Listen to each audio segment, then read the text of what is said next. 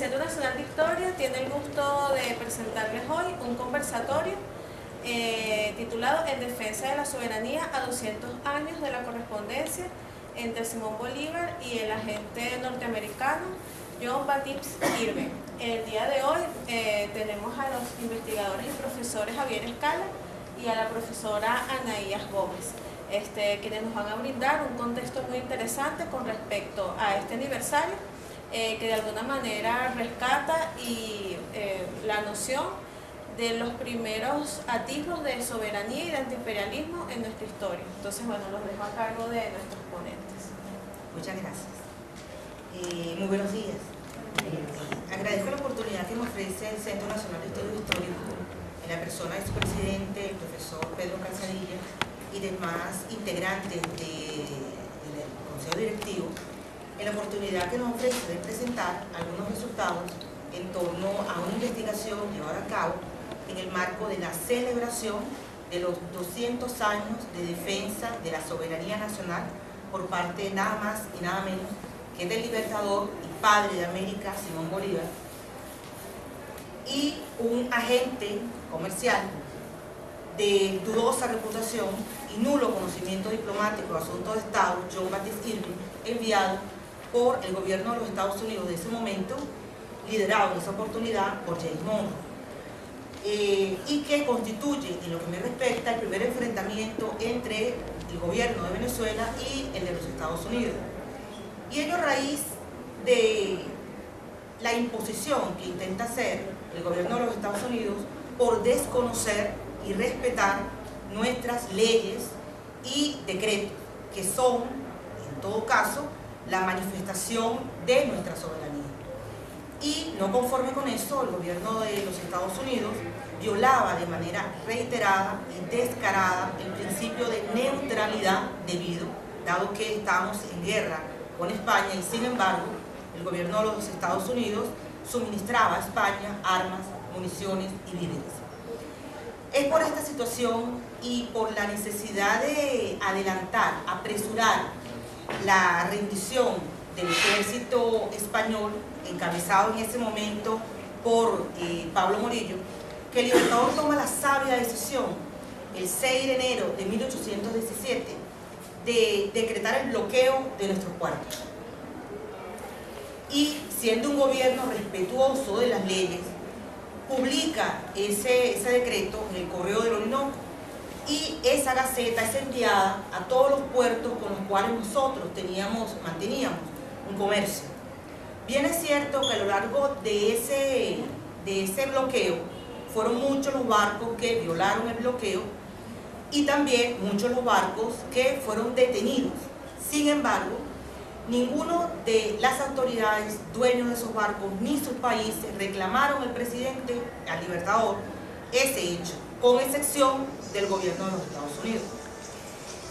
Ya que en la comunicación de ese decreto de bloqueo se conoció en Estados Unidos en marzo de 1817, es decir, 3 meses después. Sin embargo, al mes siguiente, en abril de ese año, una goleta, un barco de bandera estadounidense, nombre Tigre, parte del puerto de Salem, Massachusetts, rumbo al Orinoco para suministrar armas, víveres y municiones a los ejércitos españoles. Esta goleta logró entrar y entregar la mercancía. Sin embargo, cuando está saliendo del Orinoco, es detenida por nuestros soldados. La segunda goleta, peor aún, sale de Martinica en junio, rumbo al Orinoco, y nuestros patriotas logran detenerla antes de que entregue la mercancía, los víveres y las municiones. El alegato que dan la tripulación de la goleta Libertad es que no sabían cómo regresarse. Como nuestro ejército no estaba interesado ni en la goleta, ni en la mercancía ni las municiones que estaban, porque no somos ni éramos un ejército mercenario, simplemente aceptaron esa excusa ofrecida y los acompañaron de retorno a Martinica. Sin embargo, ¿cuál sería la sorpresa? que al poco tiempo la encuentran otra vez remontando el Orinoco, es decir, que la capturaron cometiendo el delito. Ambas boletas se les siguió un proceso, ¿no? Fueron a juicio y fueron encontradas, de acuerdo a las leyes de la época, la doctrina Bater, el derecho de la gente en tiempo de guerra, y encontradas culpables. Nuestras autoridades entonces estaban, de acuerdo a esta doctrina, en todo derecho de confiscar las boletas y las mercancías y municiones que estos barcos. Sin embargo, nuestras autoridades, ¿qué hicieron? Conociendo que esas boletas, el no uso de las mismas podían dañarlas, y además que era peligroso mantenerlas amarradas porque estábamos en guerra y podían ser tomadas por el ejército español. Nuestro gobierno les solicita, les pide permiso a la tripulación de estas boletas Tigre y Libertad para utilizar estas boletas y así no cayeran en manos del ejército español. Sin embargo, el gobierno de los Estados Unidos, sus dueños, comenzaron a presionar para exigir la devolución de las boletas y una indemnización. Para ello, el gobierno de los Estados Unidos, liderado en ese momento por James Monroe, y el secretario de Estado, John Quincy Adams, envían a un agente comercial, no a un embajador, no a un diplomático. ¿Por qué? Porque eso hubiese sido reconocimiento de nuestra independencia y Estados Unidos no quería hacer tal cosa. Envía un agente comercial. Y aquí es donde quisiera que ustedes conocieran y se llevaran esto, ¿no? Porque hasta esta investigación, para la mayoría de los historiadores que han hablado sobre esto, este hombre, este agente comercial de Irlanda, nacionalizado estadounidense, es conocido como un periodista, destacado periodista, que tenía intenciones políticas de ascender pues, en la administración de Estados Unidos. Sin embargo, una investigación más detallada acerca de quién realmente era Irving nos llevó a comprender, a demostrar que este hombre efectivamente era muy conocido, pero más que todo porque como era editor de prensa en Estados Unidos, el hombre utilizaba noticias falsas, calumniaba a las personas y por ello fue enjuiciado en varias oportunidades, perdió en todo el juicio y entró y salió de la cárcel varias veces precisamente por calumniar en la prensa que le escribía, por calumniador de oficio. Este hombre, el que el gobierno de los Estados Unidos envía, es decir, no tiene conocimiento ninguno de diplomacia ni asuntos de Estado y, como estoy diciendo, es un calumniador. Este hombre llega a bordo de dos barcos, dos buques de guerra. Sin embargo, y como tal, es incapaz cuando pasa por Margarita de detenerse a explicar las razones que lo llevan a Venezuela. Y es por ello que el primer ministro de Defensa que nosotros tenemos, Brión, inmediatamente se dispone, siendo un buque de guerra, a detenerlo. O sea, no hay temor alguno, por más que llevaba bandera estadounidense, a detenerlo. Es cuando el barco se regresa y en ese barco viene el agente comercial estadounidense y le dice, contrario a las instrucciones dadas en un documento el 31 de enero de 1818 por parte del secretario de Estado, le dice que él viene a reconocer la independencia de Venezuela. Esto es importante que lo tengamos en cuenta. Fíjense, es mentira.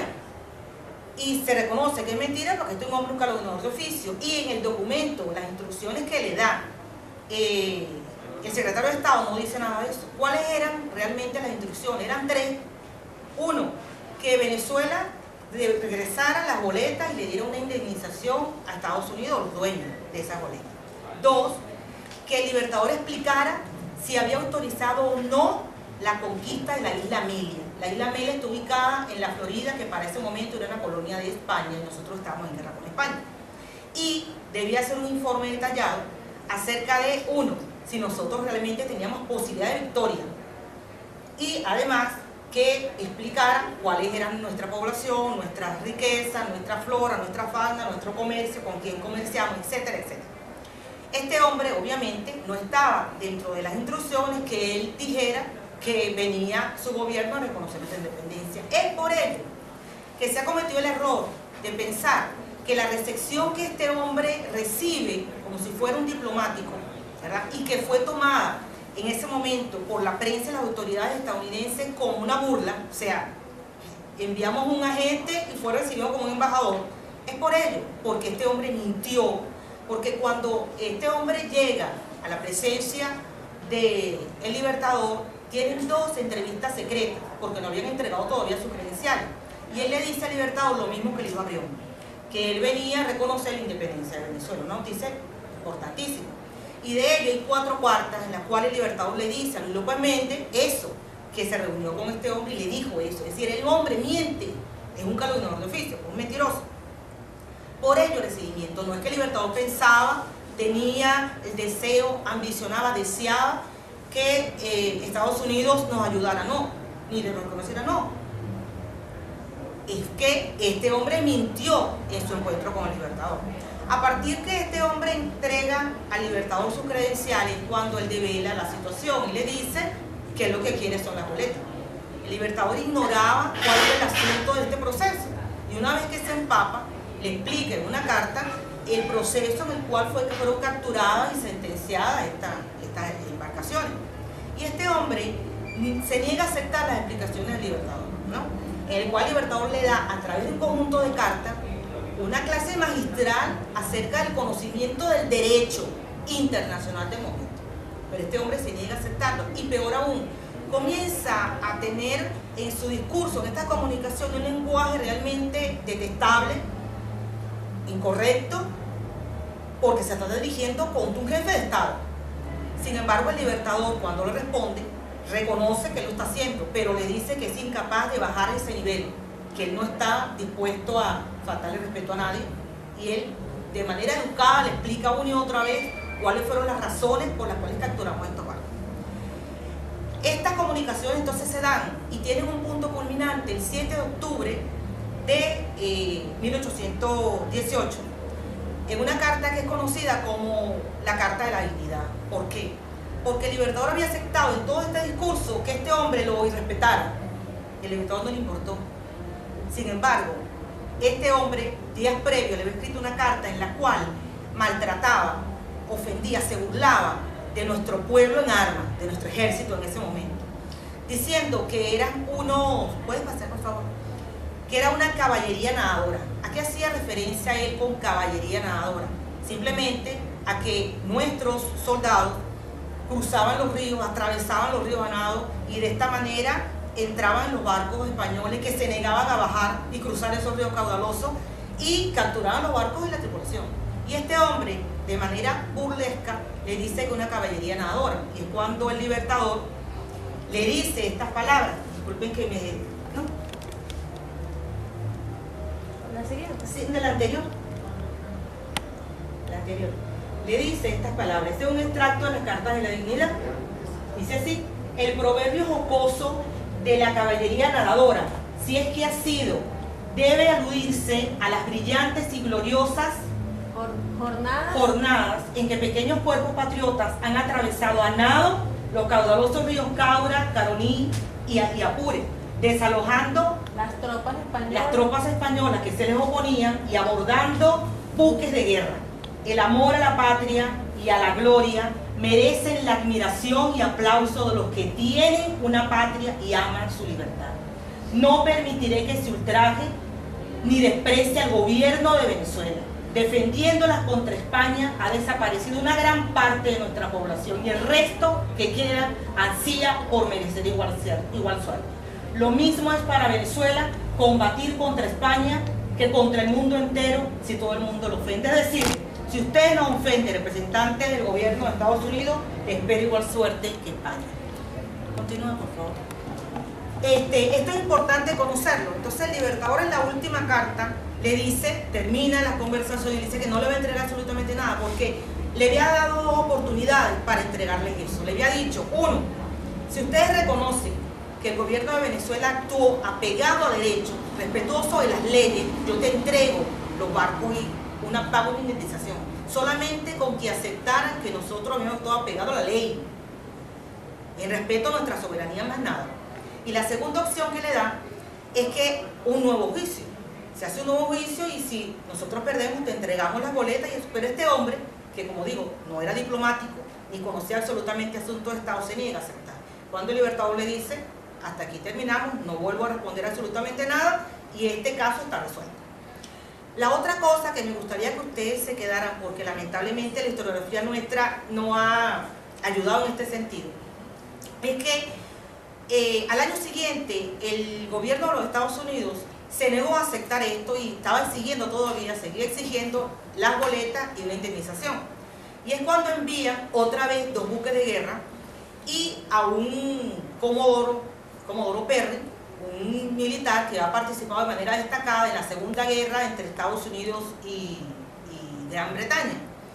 Pero aquí hay una particularidad, y es que se dice que nosotros entregamos después las boletas, ¿no? Después que hicimos un alegato, una defensa importante de la soberanía y que demostramos que nosotros somos un Estado de Derecho y que respetábamos las leyes.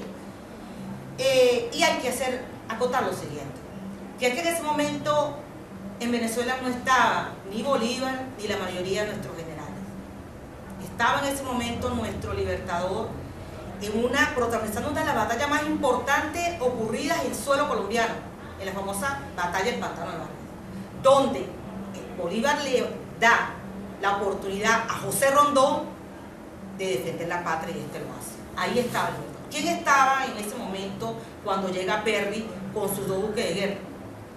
Estaba un extranjero, en ese momento un vicepresidente colombiano. Y este hombre cometió 2 errores garrafales que no se hacen en diplomacia. Y no se hace cuando tú te sientes que sabes que tienes la autoridad del derecho y un pueblo soberano. Lo primero es que en sus conversaciones con el Comodoro Perry, este hombre utiliza a un traductor, a un intérprete estadounidense. Tú no haces eso. Y lo segundo que hace, y lo repite durante varias jornadas, es que usted, como representante de un Estado, usted no se acerca primero al otro, mucho menos en el barco y en el camarote de Perry. Eso no se hace, porque usted pierde dignidad. Y este hombre, ya lo digo, extranjero, que era vicepresidente de Venezuela en ese momento, lamentablemente, este hombre lo hace repetida, demostrando entonces debilidad. Era otra cosa entonces lo que hizo el almirante Brión cuando estaba dispuesto en buque de guerra y iba a perseguir. Este hombre no, este hombre demostró debilidad y le prometió la devolución de las boletas. Fíjense ustedes cómo es la cosa, que efectivamente sale Perry el 19 de junio, contento porque le van a entregar las boletas, y una ola inmensa cubre el barco, le da pulmonía y muere. Bien se dice que quien se mete con Venezuela se arde.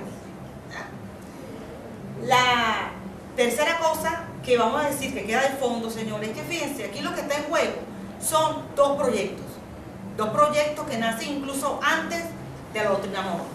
Es un proyecto imperialista que no respeta la autoridad ni la soberanía ni las leyes de nuestros países, y un proyecto libertario que es el proyecto de Simón Bolívar, que aún está vigente.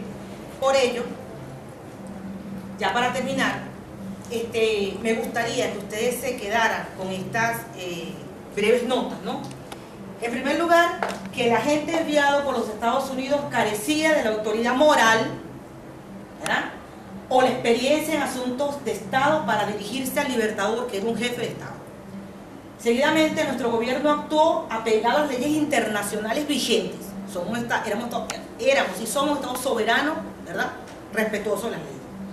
La ignorancia del bloqueo por parte del gobierno de los Estados Unidos y sus comerciantes, tal cual dice el Libertador, fue una manifestación de desprecio hacia la verdad y la buena fe por parte del gobierno de los Estados Unidos. Lo siguiente, que no eran venezolanos los que se dejaron intimidar por el Comodoro Perry. Penúltimo, que al igual que hace 200 años, tal cual lo dice el Libertador, no pedimos ser socorridos. Nosotros somos capaces de levantarnos en esta situación que enfrentamos en este momento. Y por último, que el amor a la patria merece la admiración y el aplauso de los que tienen una patria y aman su libertad. Muchas gracias.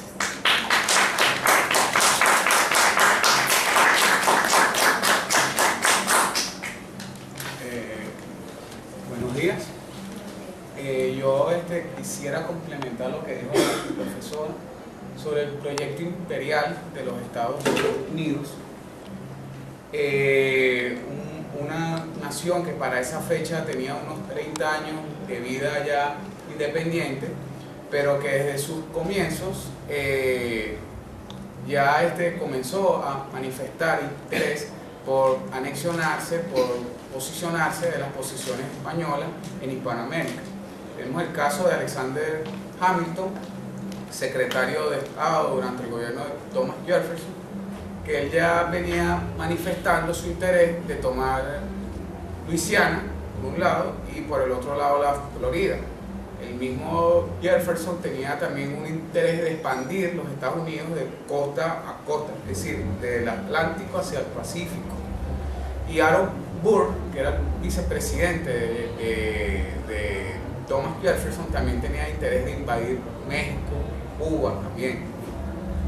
¿Qué hacía que Estados Unidos, y también en el año 1806 ellos le prestaron apoyo a Miranda, pero no se lo prestaron de manera filantrópica, por amor a la libertad, a las ideas, sino para establecer un dominio económico sobre estos países, evitando así que cayeran en las manos comerciales, como pasó durante casi todo el siglo XIX, en las manos comerciales del Reino Unido, que era su gran rival. Hacia el año 1810, cuando se producen todos estos movimientos en Sudamérica, los movimientos que comienzan a crear juntas en honor o defendiendo los derechos de Fernando VII, la primera impresión que tienen los Estados Unidos, en ese tiempo era el presidente Madison, no recuerdo, era que estos movimientos en un principio en Sudamérica eran alentados por Francia, por Napoleón, con la intención de revolucionar estos territorios y desprenderlos de España para sí. Estados Unidos se mantiene alerta porque no desean tener a Napoleón muy de cerca, pero tampoco desean tener a la Gran Bretaña. Pero bueno, esta opinión rápidamente se viene abajo y Estados Unidos se volca en un conflicto interno con los ingleses que dura entre 1812 a 1815. Esto se produce porque los Estados Unidos, también con una mira de expansión, invaden los territorios británicos en el Canadá, no queriendo pagar impuestos y no queriendo someterse más, queriendo invadir, queriendo expandirse hacia el norte del río San Lorenzo. Esta guerra dura 3 años. La capital de los Estados Unidos desde el año 1800, que era Washington, quedó arrasada. Es la primera vez y única vez que la capital de los Estados Unidos y los edificios públicos quedan totalmente arrasados. El presidente Madison tiene que salir de esa ciudad y es una guerra cruel que al final ninguno de los dos bandos obtiene una victoria. O sea, se mantiene el status quo anterior al año 1812, pero es una guerra en la que sobresalen futuros generales y futuros mandatarios de los Estados Unidos. El caso de Andrew Jackson en la defensa de Nueva Orleans, caso de Comodoro Perry, como dijo la profesora, en la victoria del lago Erie, caso del presidente William Harrison en la batalla del río Támesis, y caso del general Winfield Scott, que después tuvo un papel muy protagónico en la guerra contra México entre 1846 y 1847, que México pierde más de la mitad de su territorio en el Tratado de Guadalupe Victoria en 1848. Ya para esta fecha, para el año 15, ya Estados Unidos había tenido 2 enfrentamientos internacionales. El primero de ellos, que no se conoce mucho, fue contra los piratas berbericos en el mar Mediterráneo, perteneciente al estado berberico del norte de África, por actos de piratería de estos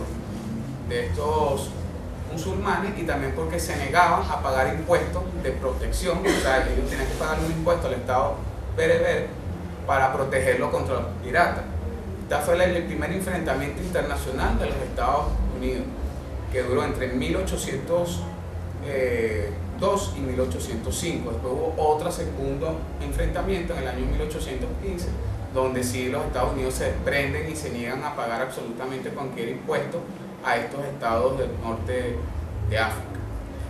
En el caso de Sudamérica, en el año 1815 se aprueba una ley de neutralidad. Estados Unidos no quería enfrentarse con España, pues eso sería enfrentarse a la Santa Alianza.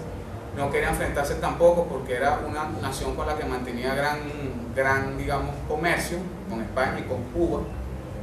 Además de eso, no quería perder sus negociaciones para obtener Florida, o sea, para comprarle Florida a los españoles, y tampoco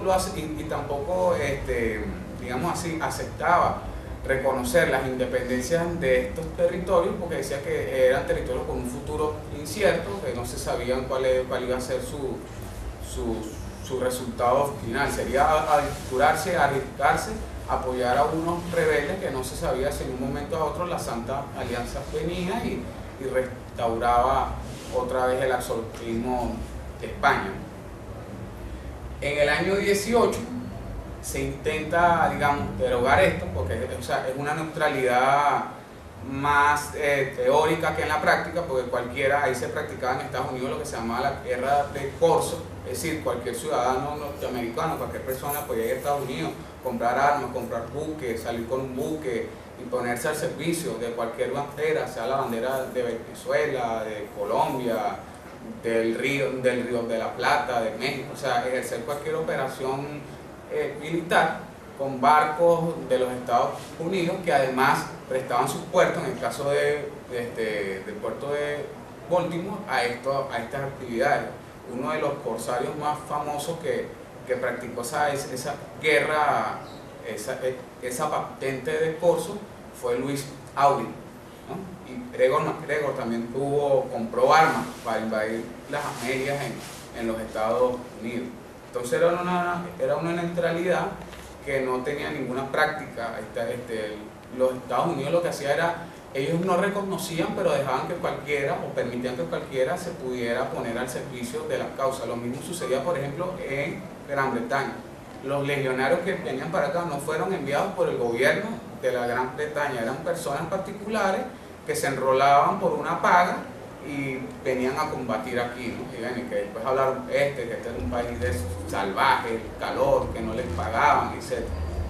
Muchos de ellos después se fueron hablando de Simón Bolívar como Hudson, que después con Juan Bautista Irving en el año 1824 intentaron invadir Puerto Rico y crear la República de Borinquen, que pretendía ser nada más un estado satélite de los Estados Unidos. Bueno, en el año 18 se vota, ya hay un nuevo presidente, quinto presidente de los Estados Unidos, James Monroe, que fue entre 1817 y 1825, y es bajo su gobierno que se reconoce en marzo de 1822 la independencia de Colombia, de la República de Colombia, una vez que ya es una república que se ha asentado, que se ha consolidado, que ha tenido triunfos en Carabobo, en Boyacá y en Ecuador. Pero en el año 18 se somete otra vez a votación si se debe o no mantener la neutralidad.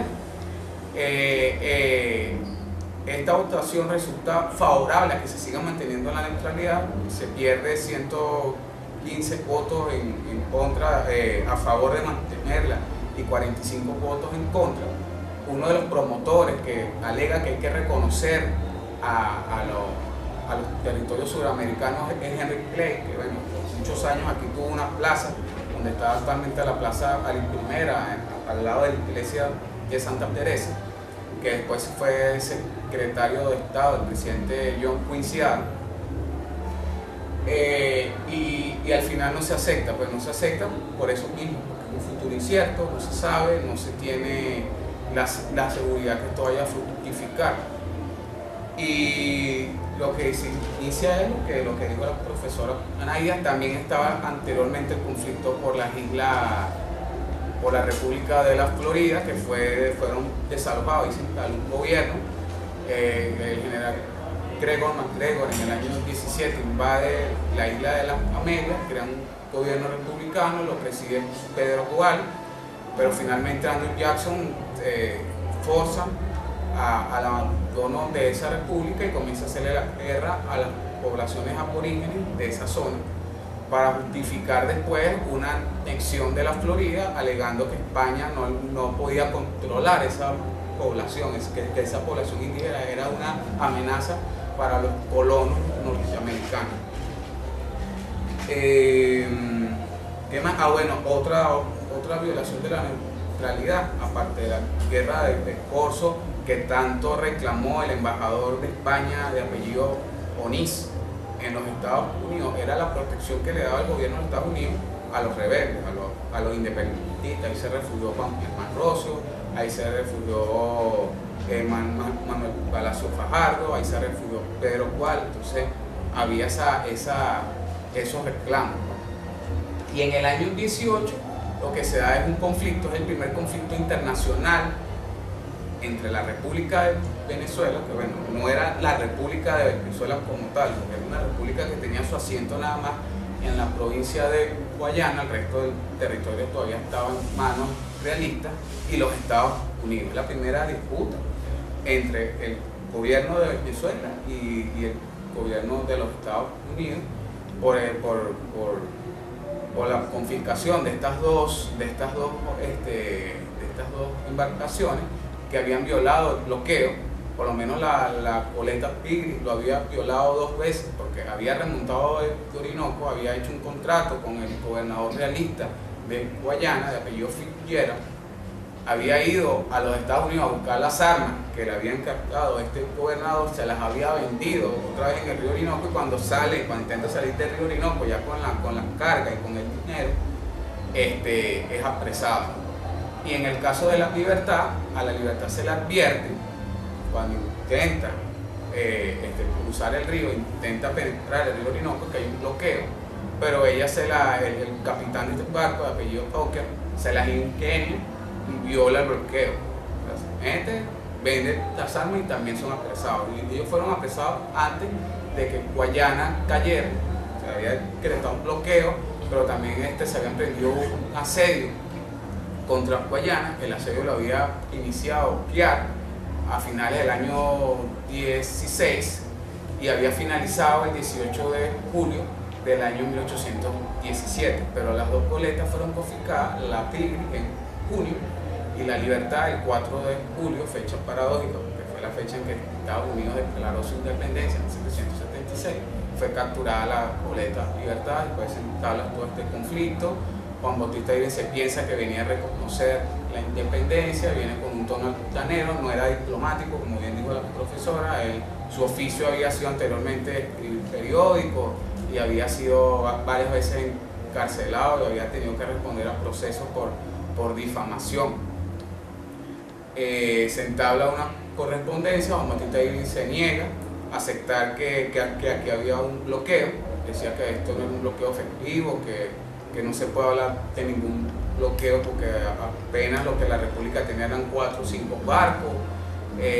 Se niega a someterse a los tribunales diciendo que eso eran tribunales amañados, que Bolívar tenía la mano ahí metida, que eso no eran tribunales imparciales.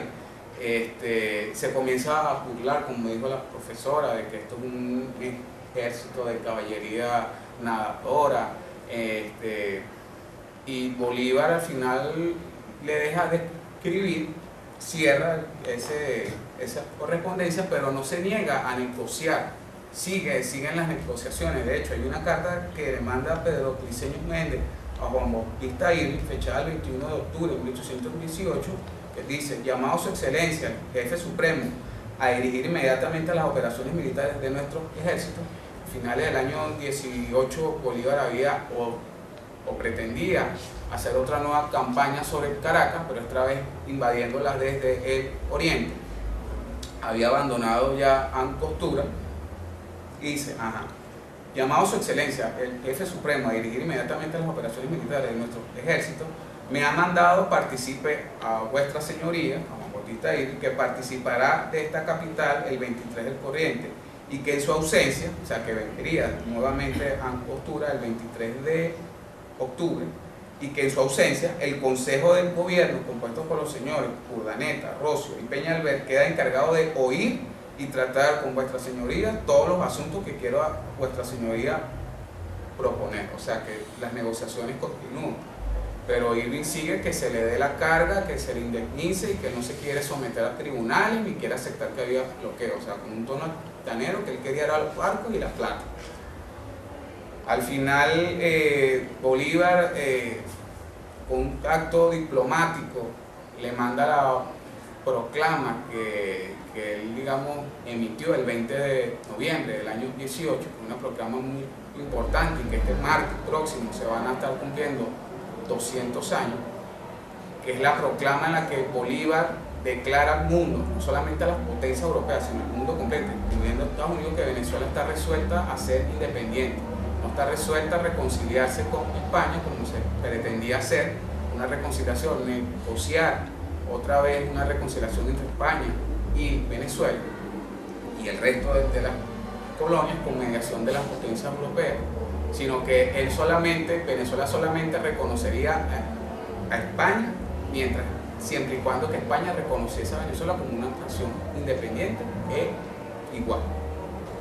Por lo menos Caracero Parra Pérez cataloga a este manifiesto como la segunda independencia de Venezuela, y en verdad sí lo fue, porque si ustedes ven, en Guayana es en donde realmente nace la república, porque en el año 1811 y en el año 13 lo que hubo fue una república efímera, que duraron apenas, ni siquiera duraron un año, pero ya en el año 17 no solamente se crea de manera irreversible la república, sino que nace en Guayana la mayor creación que pudo haber hecho Simón Bolívar, que es la República de Colombia, con la ley fundamental del 17 de diciembre del año 1819. Finalmente, bueno, Bolívar no pierde su tacto y lo invita a Juan Bautista Irving a su discurso de instalación del Congreso de Angostura el día 15 de febrero de 1819. Aquí en una carta el día anterior le escribe Simón Bolívar a Juan Bautista Irving: señor agente, tengo el honor de anunciar a vuestra señoría que mañana 15 del corriente se instalará el Congreso General de Venezuela. Se trataba del segundo Congreso Constituyente del país, en la sala del Palacio de esta capital, en la Casa del Gobierno, que está hoy actualmente en la Plaza Bolívar de Ciudad Bolívar. Tan ajusta función recibirá un grado más de solemnidad si, queriendo vuestra señoría dar prueba de la parte que toma por la felicidad de Venezuela, concurriese a las 10:30 de la mañana a presenciar aquella ceremonia. Renuevo vuestra señoría el testimonio de respeto y consideración con que soy de vuestra señoría, atento servidor Bolívar. Juan Bautista Irving va, pero finalmente él sabe que ya no tiene ninguna posibilidad de que se le regresen esos barcos. Habla que Simón Bolívar le manda carta al presidente Adams y le manda una carta al secretario George Quincy Adams diciéndole que Bolívar es un tirano, que es un déspota, que esta república muy pronto caerá en la tiranía, etc.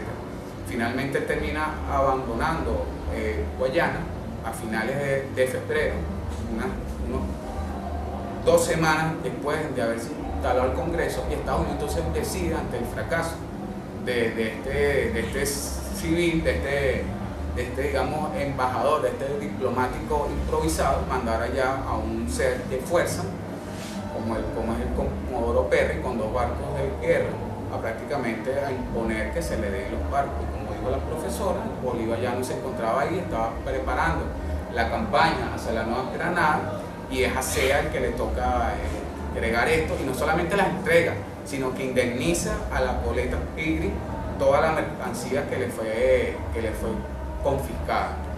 Y así termina digamos, episodio, que es el primer episodio, el primer impasse serio que tuvo Venezuela contra los Estados Unidos. Muchas gracias.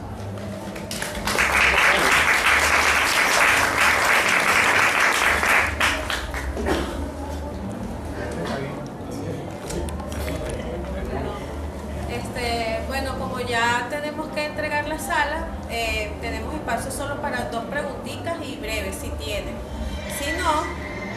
Sí. Y donde participan diferentes personas en ello, por ejemplo Irving, el deber ser es que usted busque investigar quién es la otra persona, ¿entiendes? Ese es el deber ser, y nunca ningún otro investigador lo hizo. Entonces cuando nosotros hacemos la investigación, porque hay que explicar por qué este hombre toma esa actitud tan grosera. Las cartas están hacia el Libertador, y es porque obviamente este hombre no era diplomático y además era pues un expresidiario realmente, entonces salió 4 veces de la cárcel.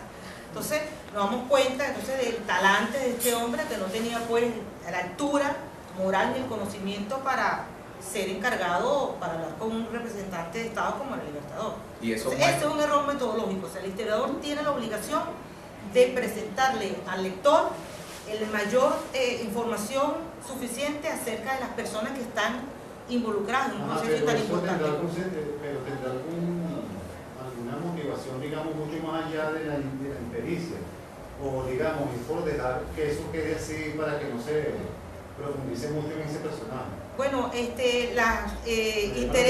intereses o de los historiadores cuando se abordan, bueno, pueden ser diversos. Claro. Poder hacer que el primero que lo trató, que fue el doctor Fortique, no le interesaba de verdad conocerlo, y luego los que lo siguieron se quedaron conformes con esa situación. Entonces nosotros estamos, sobre todo en estos momentos que estamos de lucha, el deber ser es tratar de hacer una relectura y buscar la información faltante para tener un panorama completo y así ofrecerle al lector una información lo más cercana posible a lo que ese es el deber ser. Y que además eso muestra, además que el hombre no era un diplomático de carrera, un diplomático serio, eso muestra en cierto grado el menosprecio que tenía Estados Unidos hacia ciertas poblaciones. O sea, te mando cualquiera para que intenten negociar contigo. Sobre eso, bueno, hay un discurso, el discurso de incorporación como miembro de la academia del doctor Héctor García Tuecos, en el año 65, que habla sobre el incidente entre Juan Bautista Irving y Simón Bolívar. Está un estudio introductorio de Ricardo Cepardo, que fue miembro por muchos años de la Sociedad Bolivariana. Están las cartas de Juan Bautista Irving traducidas al español en una compilación que sacó el Banco de Venezuela en alianza con la Fundación Vicente de Cuna en 1964, se llama Cartas al Libertador. Ahí van a encontrar el estudio previo de Ricardo Pardo en el tomo número 2, correspondiente a las cartas de 1818 1820, las cartas globales de Simón Bolívar.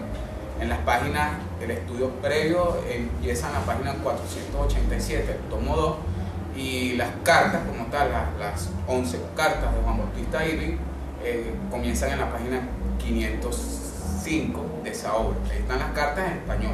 Ha sido la única vez que se publicaron esas cartas en español y que no han sido revisadas, no han sido estudiadas a profundidad, sino hasta recientemente por la profesora Nair.